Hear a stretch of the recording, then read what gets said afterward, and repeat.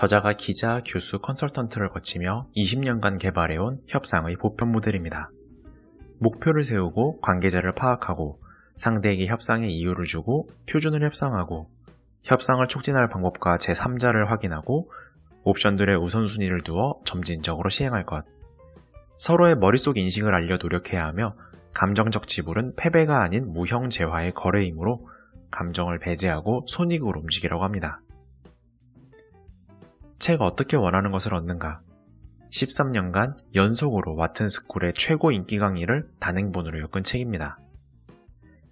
저자는 기자, 교수, 컨설턴트를 거친 스튜어트 다이아몬드로 2011년 책을 출간하고 2012년에 한국을 내한한 바가 있습니다.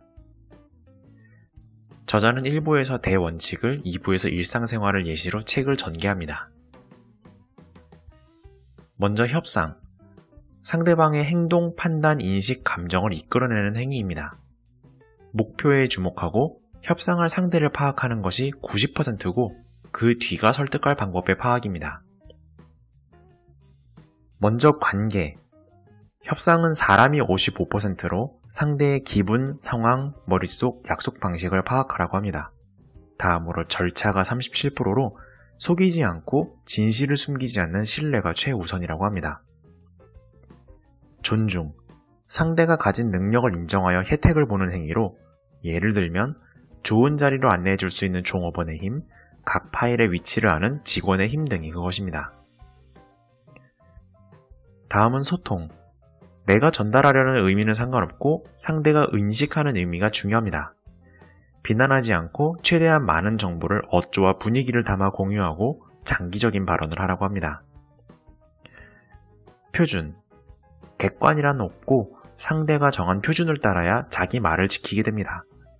표준, 의제, 절차부터 협상 전에 설정하여 공정하고 투명한 협상을 하자고 합니다. 표준의 위반을 지적하고 심사할 제3자를 요구하는 것 등은 감정적이어서는 안 됩니다. 협상의 목적은 상대를 이기는 것이 아니라 원하는 것을 얻는 것입니다. 다음은 가치. 협상이 이루어지는 이유는 같은 대상에 매기는 가치의 차이가 있기 때문입니다. 협상 테이블에 사안을 최대한 많이 올리는 것이 협상을 오히려 쉽게 합니다. 충분히 정보를 공유하고 준비하면 창의적인 협상이 가능합니다. 뇌물 같은 부도덕만 아니라면 무형의 가치도 거래할 수 있습니다. 예를 들어 상대를 존중해주거나 여행 또는 만화를 주제로 대화를 하는 것이 그것입니다. 숨겨진 의제를 찾아내는 것에 인센티브를 두고 서로 불편한 의제는 또 즉각 찾아내는 것이 중요합니다. 상대의 제안이 극단적이거나 예상 밖이라고 생각된다면 그 시각을 뒷받침하는 증거를 달라고 하면 됩니다. 감정. 내 감정에 집중하면 실패하고 상대 감정에 집중하면 성공합니다. 사과, 위로, 양보 등 감정적 지불은 패배가 아닌 상대를 합리주의로 만드는 도구들입니다. 상대의 거짓말, 모함, 약속 위반, 권위에 대한 공격, 이기주의를 보면 적절히 대응하거나 피하라고 합니다. 해를 입히려는 자의 샌드백이 굳이 될 필요는 없습니다. 상대가 감정 통제에 실패할 경우 함께 신뢰하는 중재자 혹은 함께 비난하는 적을 찾는 것도 방법입니다. 감정이 많이 개입되는 윤리 판단은 최대한 상황을 파악하려는 질문을 많이 해야 합니다. 문화. 다양성은 외적 요건이 아닌 정체성에 의거합니다. 예를 들어 우리는 맹인보단 소설가로, 노인보단 퇴역장교로, 아시안보단 연구자로 기억되려 합니다. 외적 요건이 곧 정체성인 경우는 생각보다 매우 적습니다. 처음 보는 사람에게 외적인 동질성, 학연이나 지연보다는 내적 요소를 통한 소속감이나 연대감을 가지는 것이 중요합니다. 자신의 본질을 바꾸며 비슷해지려 하지 맙시다. 차이가 있기에 감정이 상하고 산만해지고 논쟁을 주기도 하지만 선호하는 가치가 다르기 때문에 협상이 이뤄지는 것입니다. 보편적인 모델. 저자가 20년간 개발한 협상의 보편 모델로 우선 목표를 세우고 걸림돌을 파악하고 관계자를 파악하고 득실을 따집니다. 상대에게 협상의 이유를 주고 인식과 소통과 표준에 파악합니다. 목표를 달성하기 위한 옵션들을 늘어놓고 상대가 협상을 안 달랠 이유를 쥐어줍니다. 제3자, 즉 공동의 중재자, 공동의 적, 숨겨진 권한자를 놓치지 맙시다. 옵션들의 우선순위를 두고 의제, 시한, 절차를 철저히 상대와 교차 검증합니다. 이제 일상생활에 대한 예시입니다. 먼저 회사에서 인정받기. 합격은 채용에 대한 니즈부터 파악하고 이에 대해 자신의 신뢰성을 보이고 여러 가지 질문을 하여 동기를 보입니다. 인맥. 회사 생활의 목표는 가치 있는 존재가 되는 것이고 자신의 편을 최대한 확보해야 합니다. 계약. 상대가 여기는 위험을 줄여주는 단계별 제안을 하면 됩니다. 표준. 자신의 감정과 의견보단 표준을 제시하고 상대의 의견을 먼저 물어봅니다. 가치. 나에겐 낮지만 상대에게 중요한 것을 교환하면서 자신의 편을 만들어갑니다. 제3자.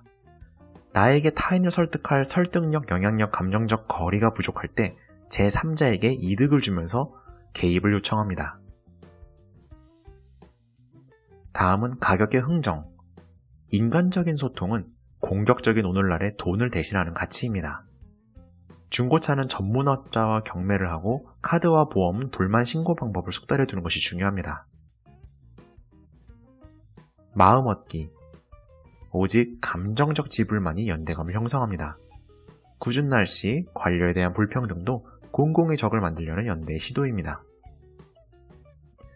상대가 부당한 요구를 할 때는 상대의 머릿속 그림을 알기 위해 끊임없이 질문해야 합니다.